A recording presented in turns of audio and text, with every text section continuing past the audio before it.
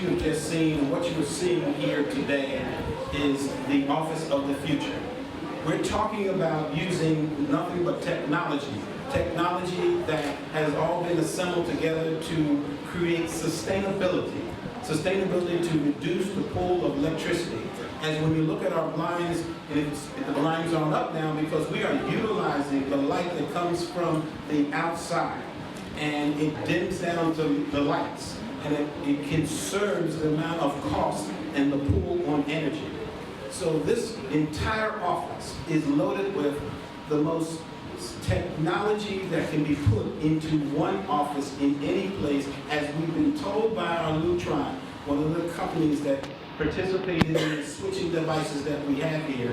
This is the first in the country to have all of their experimental devices all connected together. So ladies and gentlemen, this is the Office of the Future.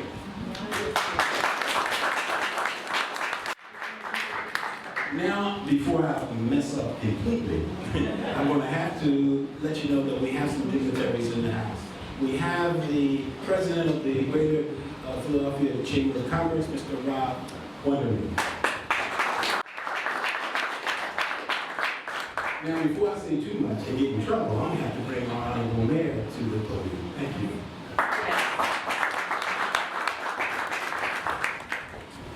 Good morning, everyone, and